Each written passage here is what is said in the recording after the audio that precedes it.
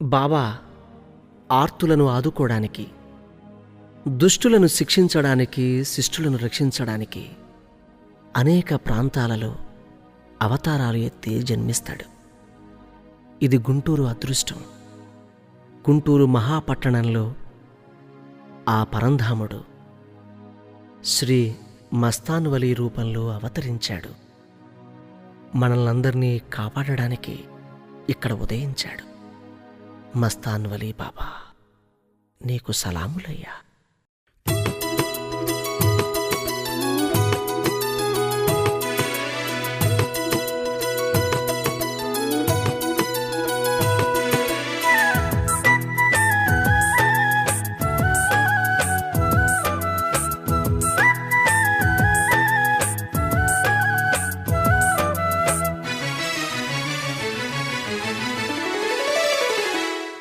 గుంటూరు నగరంలో వెలిసాడు ఈ బాబా, ఎన్నెన్నో మహిమలనే చూపాడు ఈ బాబా.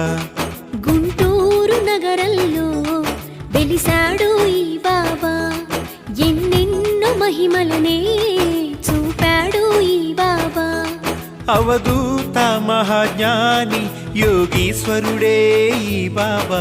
ఏమైనా ఏదైనా మా దేవుడే ఈ బాబా. గుంటూరు నగరంలో వెలిసాడు ఈ బాబా, ఎన్నెన్నో మహిమలనే చూపాడు ఈ బాబా.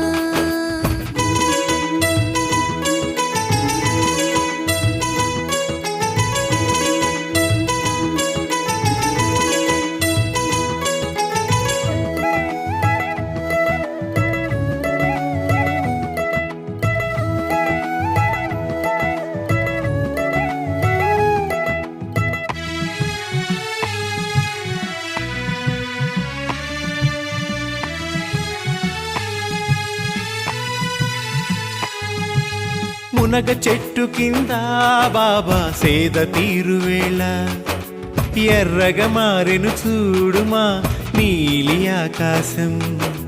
కమ్ముకు వచ్చెను నేస్తమా ఆకారు మేఘం, ఉరుములతో మెరుపులతో కురిసెను జడివాన.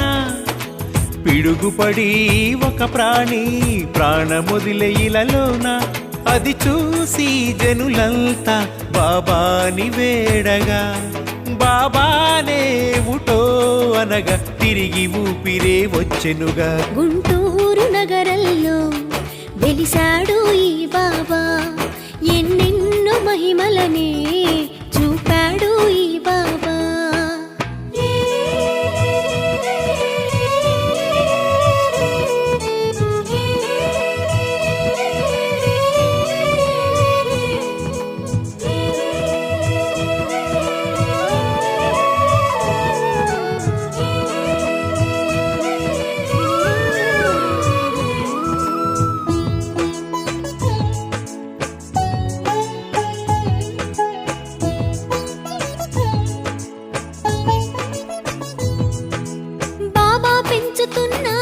కోడిని తస్కరించే గృహిణి, సాయంకాలం దాటిన కోడి తిరిగి రాక, ఎంతగా ఎదురు చూసినా పుంజు జాడలేక, వెతికి అలసి రవి రంగమ్మ గారు ఆందోళన చెందే, తిరిగొచ్చిన బాబా గారు కారణమేమని అడిగే, బాబాతో రంగమ్మ జరిగింది చెప్పంగా, బాబానే అనగా కోడి పుంజు తిరిగొచ్చెనుగా. గుంటూరు నగరంలో వెలిసాడు ఈ బాబా, ఎన్నెన్నో మహిమలనే చూపాడు ఈ బాబా.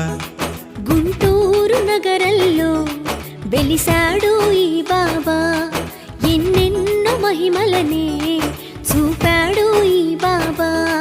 అవధూత మహాజ్ఞాని యోగీశ్వరుడే ఈ బాబా.